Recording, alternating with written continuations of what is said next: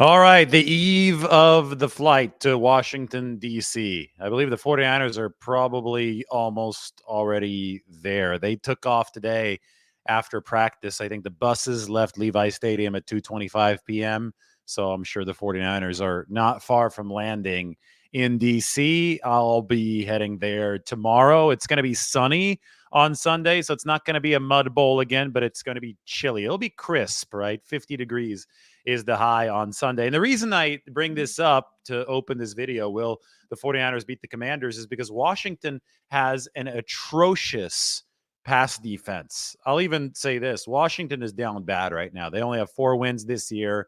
Some people are saying they're in the tank. I'm not going to go that far. I think it's hard to tank in the NFL. Everybody's trying to put good tape on the resume, but Washington's pass defense is ranked number 32 DVOA. So the only thing that I think could slow down the 49ers pass offense, aside from the 2 defensive tackles in the middle, Jonathan Allen and Daron Payne, talk about them in a bit. But if the 49ers scheme around them, which they can because there are so many other weaknesses on this Washington defense, this lines up to be a really, really prime opportunity for a bounce back game for Brock Purdy. Obviously, it was his worst career game in the interception column against the Baltimore Ravens.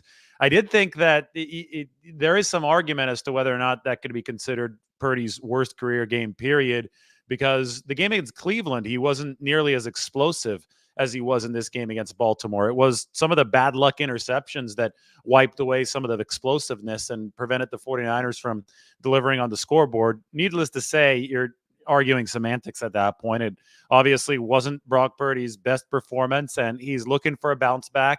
The 49ers offense is looking to play cleaner football. Well, you look at dry conditions in Washington, D.C. this weekend against the worst defense in the NFL by DVOA and the Commanders, and also a defense that is missing some significant talent. First off, Washington traded away 2 very talented pieces, one to the 49ers.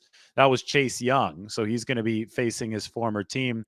They traded away Montez Sweat, their other edge rusher, to the Chicago Bears. But then you look at the injury list here, and you will see that the Commanders are missing their top 2 cornerbacks in this game. Kendall Fuller, knee injury, did not practice this week. He is listed as out. And then Benjamin St-Juste, the concussion, did not practice this week.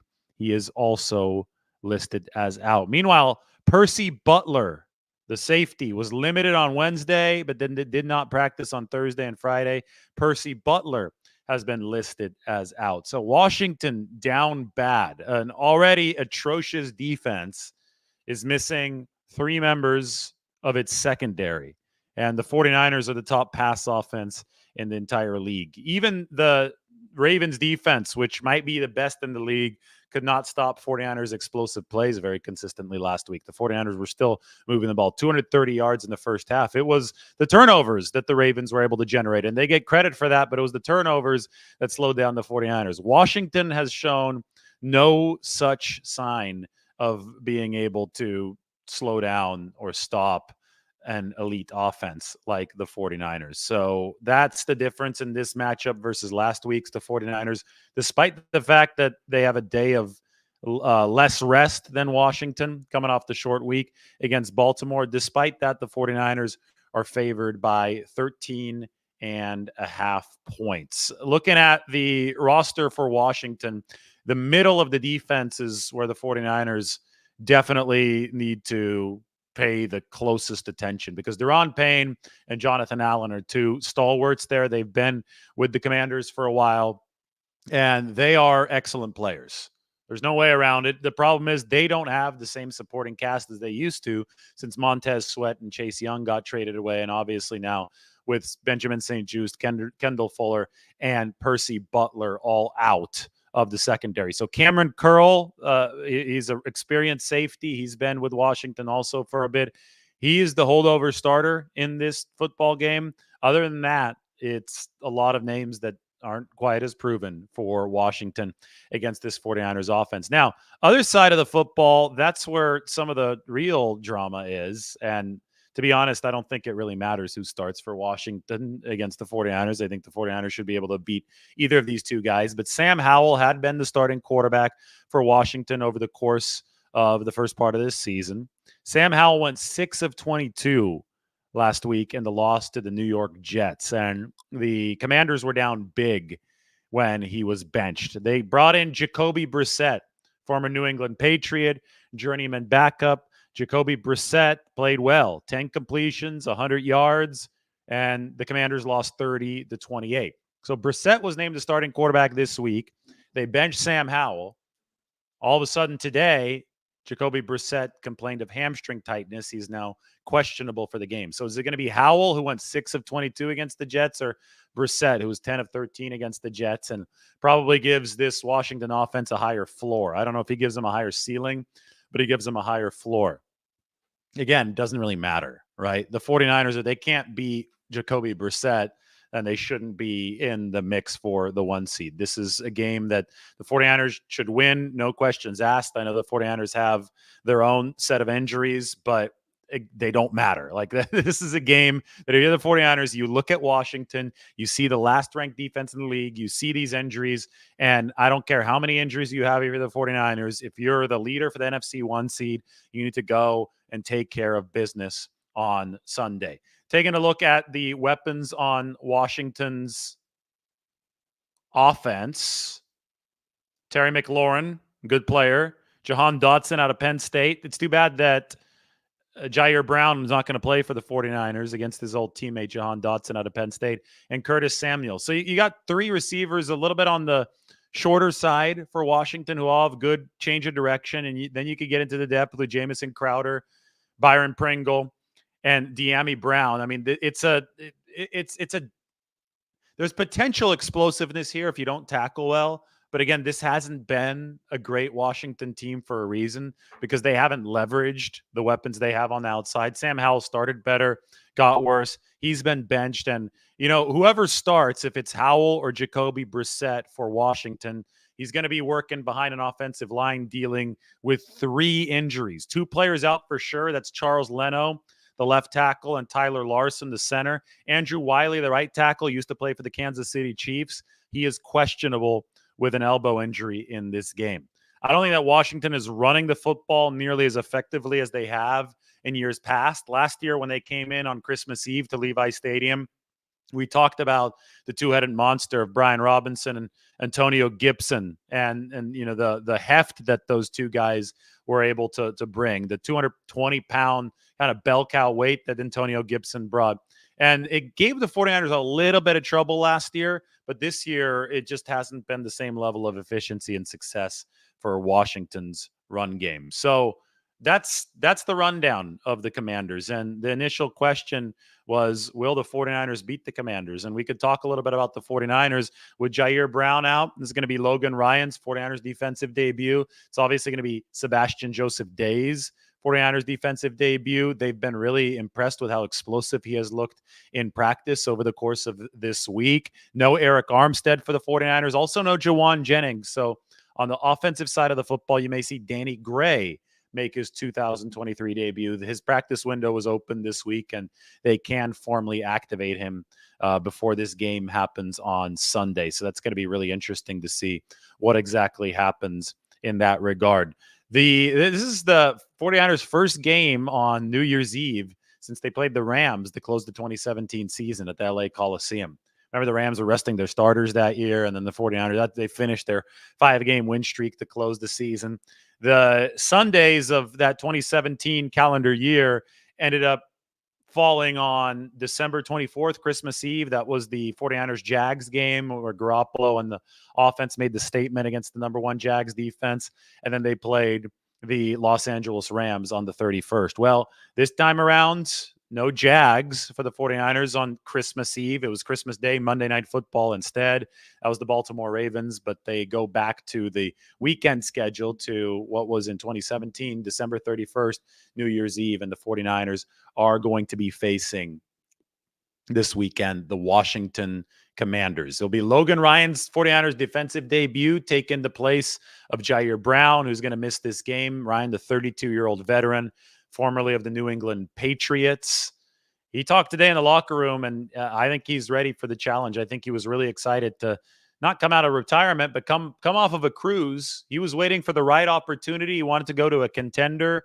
Money is not an issue for Logan Ryan. He said he saved his money over the course of his long career. He's been in the league for a decade. He just wanted to go to a spot where at age 32, you're taking time away from your family. His family lives on the East Coast. He wanted to come out play for the 49ers, so he's away from his family. He wanted to go to a spot where his play could mean something. And now his play really, really is going to mean something as the starting safety for the 49ers. So it's gonna be fun. Will the 49ers beat the Commanders? I think you already know the answer. The answer is yes.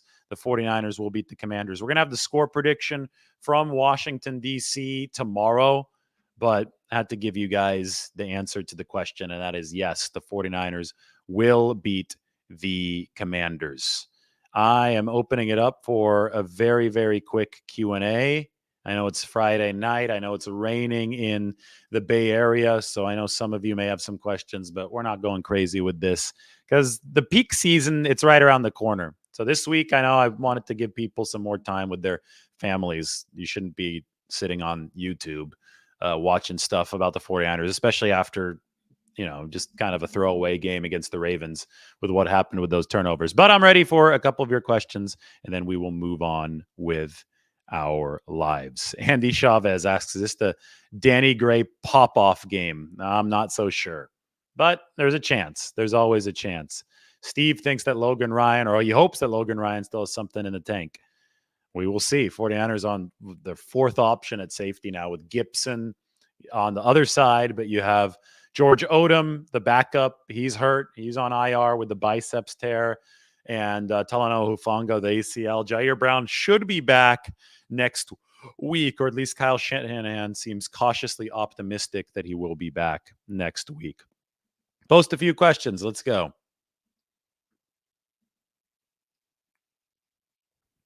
What position would Verrett be in? Nickel. You'd expect Verrett to be in that nickel third cornerback spot.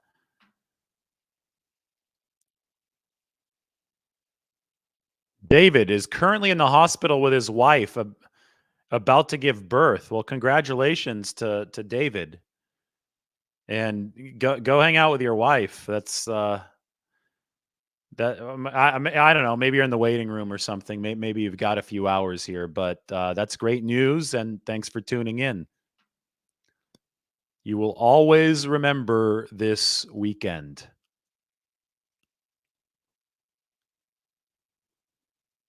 How do I think that Joseph Day and Hargrave will do in the middle? Dr. 650 thinks they'll be dangerous. I think Joseph Day is an explosive player, good run stopper. They complement each other, right? Hargrave's a pass rusher, not that great against the run. I think Joseph Day doesn't have all that many sacks in his career. He's more of a run stopper, so I think he's going to be good for that. Tim just wanted to say hi. What's up, Tim? Thanks for saying hi. Happy early New Year to everybody, by the way. Make sure you soak up the last few days and the last few hours of this year, 2023. Fred Warner, actually, this question is asking about his increase in missed tackle percentage. It actually went down after 2019. He had a great tackling year in 2020. It's gotten a bit worse later. I think he's going a little too high. He flies around with that long frame. He's taller than most linebackers at 6'4". Flies around. It's great for the coverage. Long strides. It's great for tracking down screens. But on some of that interior run assignment stuff, the same things that are so great for Fred Warner in space can hurt him from a leverage perspective if he's going a little bit too high and not getting low to the ground, right? So he can be knocked off blocks. He can be knocked off some tackles in that regard. The 49ers will take the trade-off, but I think that they definitely want him to zero back in on that lower missed tackle percentage.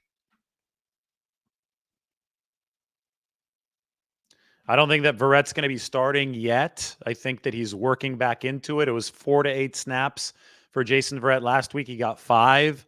Maybe you see the pitch count increase this week. They have 3 practice squad call-ups they can use on him. So if they use one against Washington, they can use the last one against the Rams. And if the 49ers are impressed enough, then they could call Jason Verrett permanently up to the 53-man roster for the postseason. So I think that the plan to integrate him and to work him back would look a little bit like that.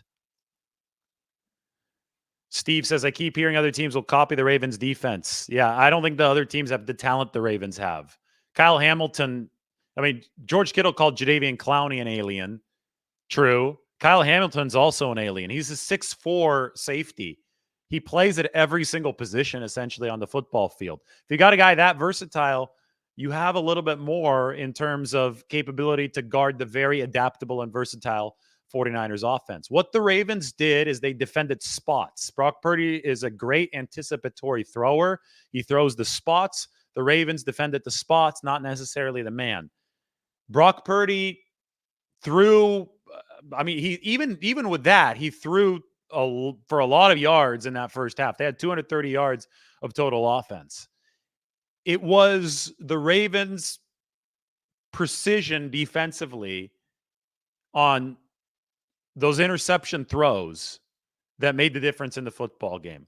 And if you look at each of those individual interceptions, you can identify what Brock Purdy could have done differently, and then you can decide, can the 49ers make a quick fix? And I think the answer is yes. The first interception was the one Kyle Shanahan was only really upset about. He said he just needs to keep on going through his progressions because Kyle Hamilton's running to a spot, picks the over-aggressive football off, intended for Deebo Samuel. If Purdy checks that one down, 49ers probably end up in a much better spot in this football game. The other two, you got to give the cornerback credit on that second one, right? You got to give the corner credit. You bring 2 edge rushers, or you think they're bringing 2 edge rushers. Instead, the 2 cornerbacks come, and the screen pass is there if Brock Purdy can get it around the corner, but he makes a hell of a play.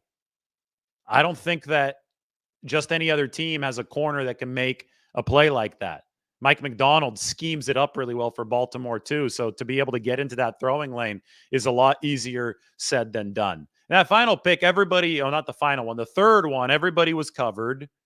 And Brock Purdy forced it to George Kittle. It was a 50-50 ball. Another great play, right? Safety comes in, knocks the ball away. Another really good play. So I think that this theory is correct. I think Baltimore's got an impressive array of players. I think the 49ers do too. I think that stuff broke Baltimore's favor because they played great spot defense. I think that the 49ers and the Ravens play again. It probably won't break as much in Baltimore's favor. And that's why the 49ers would be favorites if they played again in the Super Bowl. I definitely don't think that there is another NFL team that's capable of matching up with the 49ers as well as the Ravens.